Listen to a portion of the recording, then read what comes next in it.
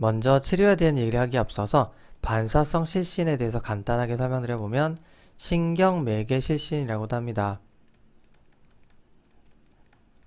여기에는 크게 세 가지 개념이 있는데요. 첫 번째가 여러분들이 많이 들어보셨을 미주신경성 실신이 있습니다. 그리고 두 번째는 배뇨나 배변, 기침과 같은 특정 상황에서 발생하는 상황성 실신이라고 하는 게 있고요. 세 번째는 우리 목동맥에 있는 팽대부 쪽 카로티드 사이너스라고 하죠. 경동맥통이라고 하는 게 있는데 요게 자극이 될 때 발생하는 실신. 그러니까 우리 고개를 획 돌리거나 아니면 넥타이를 너무 세게 조르거나 했을 때 요게 자극이 되면서 부교감 신경이 활성화되고 그래서 심박수가 너무 떨어지거나 혈압이 떨어져서 내려가는 혈류가 부족해지면서 실신이 발생하는 타입이라고 할 수가 있습니다. 공통적으로 실신은요, 내려가는 혈류가 부족해져서 발생한다 라고 생각하시면 되겠습니다. 그러면 이런 반사성 실신은 왜 생기는가?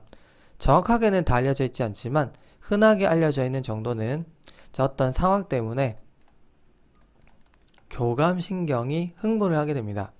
예를 들어 볼까요? 자, 미주신경성 실신으로 가정해 볼게요. 기립을 했어요. 환자분이 섰습니다. 그러면 다리 쪽으로 중력에 의해서 피가 몰리게 될 겁니다. 그러면 자, 누워있을 때보다는 당연히 정맥 환류량이 감소하겠죠. 그러니까 심장으로 돌아가는 피의 양이 줄어들 겁니다. 자, 심장에 충분하게 이제 피가 채워져야지 이게 수축기 때 전신으로 뿜어져 나갈 텐데 당장에 정맥 환류량이 감소되니까 요거를 보상하기 위해서 심실이라도 더 열심히 뛰어야겠다. 심실 수축력을 더 높여줘야 됩니다. 그래서 일단 교감신경 흥분을 통해서 심실 수축력 높여줄 거죠. 그런데 이게 너무 과도하게 발생을 하게 되면요. 이걸 이제 감지하게 되는 기계 수용체가 있는데 요게 이제 연수한테 일러줍니다. 그러면 이 연수는 이번에 교감이 너무 과도하게 흥분했구나 라고 판단하고요. 교감을 떨어뜨리던지 또는 이제 부교감을 반대로 활성화시킬 수가 있겠죠. 그러면 반대로 교감이 흥분이 돼야 되는 상황에서 이상하게 비정상적으로 교감이 오히려 떨어지거나 반대로 부교감이 활성화되는 겁니다. 그러면서 갑자기 내려가는 혈류가 부족해지고 실신이 발생한다 라고 하는 게 잘 알려진 메커니즘입니다. 자, 특히나 이 교감이 떨어지게 되면요. 우리 혈관의 톤이 떨어집니다. 그 말인즉슨 혈관이 확장을 하게 된다라는 거죠. 자, 혈관의 저항이 감소하게 되면요. 결국에는 전신 혈압 저하로 이어지게 됩니다. 이걸 우리가 뭐라고 하냐면요. 이 반사성 실신에서 베이저 디프레서 타입이라고 합니다. 이게 바로 혈압 저하형이 되는 거고요. 그 다음에 부교감이 너무 항진이 되면 심박수가 오히려 확 떨어집니다. 그래서 이제 서맥이 나타나기도 하고 또 아예 무수축 기간이 발생하기도 합니다. 자, 이걸 바로 우리가 심박수 억제형이라고 합니다. 카디오 이니비터리 타입이라고 하거든요. 그래서 여러분들이 대표적으로 혈압 저하형 그리고 심박수 억제형 기억해 주시고 요게 이제 혼합된 혼합형 믹스드 타입도 있다 이렇게 이해를 해 주시면 되겠습니다. 자, 그러면 이런 개념을 바탕으로 이제 치료에 대해서 공부해 보도록 하겠습니다. 자, 반사성 실신 치료의 기본은요, 비약물적인 치료입니다. 그러니까 교육, 생활습관 개선이 중요한 겁니다. 어떤 것들을 교육할 수 있느냐? 증상에 대한 교육이 필요하겠죠. 실제로 반사성 실신을 하는 환자분들은요, 실신하기 전에 전구 증상이 나타날 수가 있습니다. 자율신경이 항진이 되면서 메스꺼움을 느끼거나 아니면 어지럽거나 실제로 구토를 한다든지 아니면 땀을 흘린다든지 발화를 한다든지 이런 식으로 나타날 수가 있는데요. 자, 이런 증상이 나타났을 때는 앞으로 내가 실신할 수도 있겠구나, 암시를 주는구나 라고 생각을 하고 가만히 있으면 안 되겠죠. 갑자기 넘어지거나 하면요, 환자분이 심하게 다칠 수도 있습니다. 특히나 이게 반복이 될수록 더욱더 위험하겠죠. 이럴 때는 자신을 보호할 수 있는 안전을 확보를 해야 됩니다. 예를 들면 이런 전구 증상을 느꼈다. 그러면 눕거나 안전하게 앉거나 이런 식의 어떤 조치가 필요할 것 같고요. 그 다음에 당장에 이 동맥의 혈압을 높여줄 수 있는 방법들이 있는데요. 바로 등척 수축이라고 하는 게 있습니다. 영어로는 isometric contraction이라고 하죠. 여러분들이 이 생리학 시간에도 들어보신 적이 있을 텐데, 자, 이거는 관절은 운동하지 않아요. 그러나 근육은 수축을 하는 겁니다. 자, 근육을 수축하게 되면요, 당장에 동맥 혈압을 높여줄 수가 있거든요. 일시적으로. 예를 들면 뭐 벽이 있는데 여러분들이 그냥 미는 거 있죠. 그러면 내 관절은 운동하지는 않는데 분명히 이 근육은 수축하고 있는 겁니다. 이런 개념으로 뭐 다리를 꼬아준다든지, 제가 이 기립성 저혈압 시간에도 비슷한 얘기를 했었죠. 뭐 다리 꼬기, 아니면 또 스쿼팅 자세 유지하기, 이런 것들 있죠. 이런 게 도움이 될 수 있다라고 하는 겁니다. 결국 이런 조치들은요, 우리 압력이 떨어지지 않게 압력 조작법을 하는 거거든요. 신체 압력 조작법이라고 하는데, 자, 이런 조치는 비교적 젊으신 60세 이하의, 그리고 전고 증상이 뚜렷한 환자군에서 도움이 될 겁니다. 그래서 반드시 교육을 고려를 해야 되고요. 또 기립경 훈련이라고 하는 게 있습니다. 자, 기립경 많이 들어보셨죠? 그러니까 인위적으로 이 기립 부하를 조금씩 주는 겁니다. 특히나 기립 때마다 이 미주신경성 실신이 재발되는 환자분들, 특히나 의욕이 있고 또 젊으신, 협조가 잘 되는 분들에서 고려를 할 수가 있는 건데요. 물론 막 효과가 굉장히 뛰어난 건 아니고요. 고려는 할 수가 있다라고 하는 건데, 그러니까 계속 기립에 대한 어떤 스트레스를 조금씩 신체에 적응시키는 과정으로 이해를 하시면 되겠습니다. 그리고 이제 기본적으로 유발인자는 당연히 피하도록 해야 되겠죠. 자, 미주신경성 실신 환자다. 그럼 뭔가 이제 통증이나 여러 가지 어떤 감정적인 자극과 관련된, 아니면 방금 설명드렸던 기립과 같은 이런 것들에 의해서 실신이 발생한다면 당연히 피하는 게 좋겠죠. 예를 들면 뭔가 이제 덥고 사람이 많은 환경은 피해 주세요. 이렇게 교육을 해 주셔야 되고요. 아니면 상황성 실신이다. 기침 유발 실신이라면 기침을 억제하는 게 방법이 될 거고요. 배뇨 시에 실신한다면 배뇨 시에는 앉아서 하도록 교육하는 것도 방법이 되겠죠. 그리고 기립성 저혈압 시간에 말씀드렸듯이 탈수가 되는 상황은 피해주는 게 좋고요. 또 기본적으로 이 나이가 좀 있으신 어르신분들은요, 혈압 강화제를 또 복용하고 계실 텐데, 불필요한 혈압 강화제는 조절하는 게 중요합니다. 그러니까 너무 많이 드시면 용량을 줄이거나 아예 중단할 수 있다라고 하는 겁니다. 그러니까 불필요한 거는 제거를 하는 게 좋고요. 또 질산염제제, 나이트레이트 같은 경우는 혈관을 확장시켜서 요게 또 혈압을 떨어뜨릴 수가 있죠. 그리고 이뇨제 같은 것도 불필요한 건 굳이 쓰지 않는다 라고 생각해 주시면 되겠습니다. 자, 그리고 안심시키는 것도 굉장히 중요합니다. 실신을 자기가 한번 했잖아요. 그럼 이제 굉장히 위험하다라고 생각을 하십니다. 불안해 하시기 때문에. 그러나 반사성 실신이라고 한다면요, 대부분 양호한 예우를 보이고 있기 때문에 안심시켜 주는 게 좋습니다. 그러나 제가 방금 설명드렸던 기본적인 뭐 교육이라든지 또 생활습관 개선으로는 안 되는 사람들이 있는데요. 추가적인 치료가 필요한 사람들이라고 생각하시면 되고, 기본적으로 심각한 유형이다 라고 생각하시면 돼요.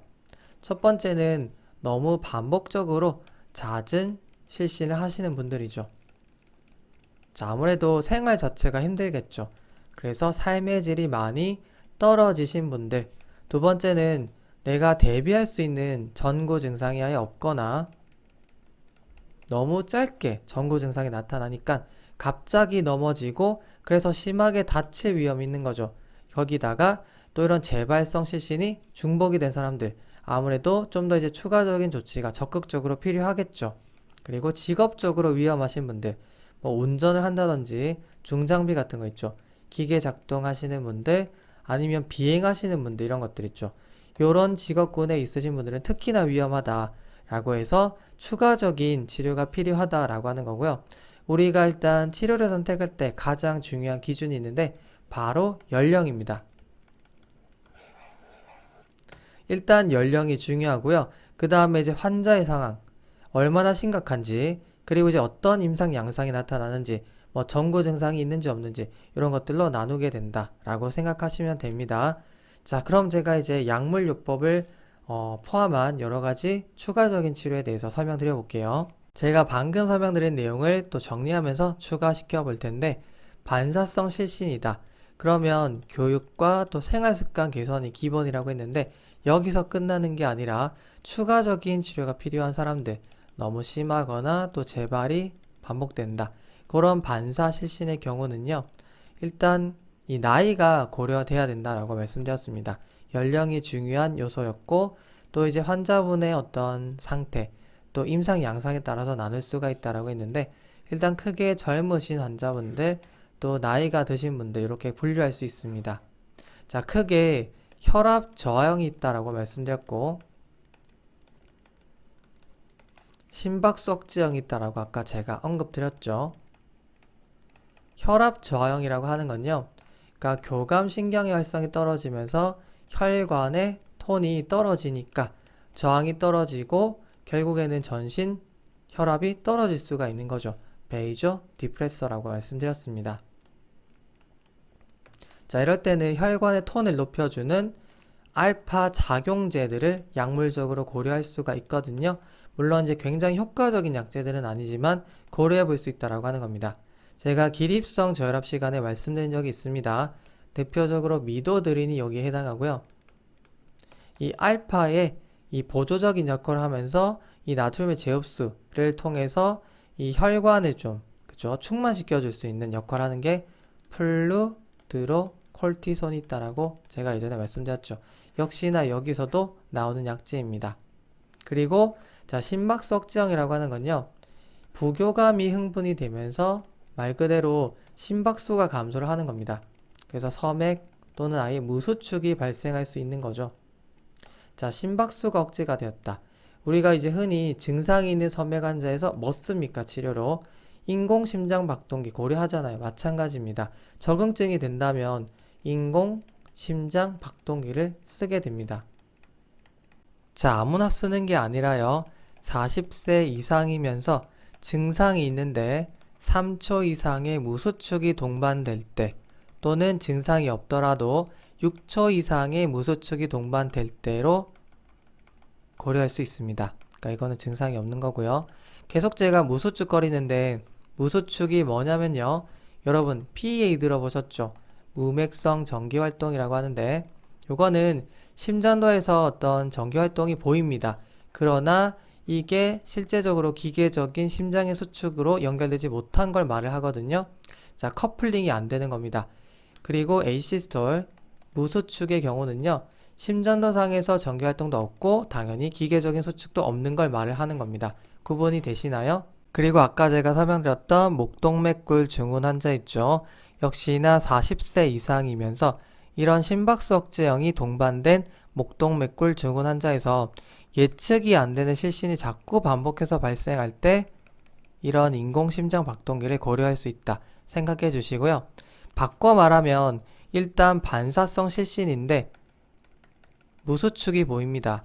그러니까 자발적으로 무수축이 동반이 될 수도 있고, 우리가 이제 검사상으로 무수축을 증명하는 경우도 있겠죠. 어쨌든 이런 무수축이 동반이 되는 이런 심박수 억제형이 관찰이 될 때, 인공심장박동기 적응증이 될 때 쓴다라고 생각하시면 되고요. 이런 이제 무수축이 없다. 그러니까 심장박동수 억제형, 이게 증명이 안 되는 실신의 경우에는 일단 인공심장박동기는 고려하지 않는다라고 생각하시면 되겠습니다. 그 다음에 전구 증상 유무에 따라서 접근을 다르게 할 수가 있는데요.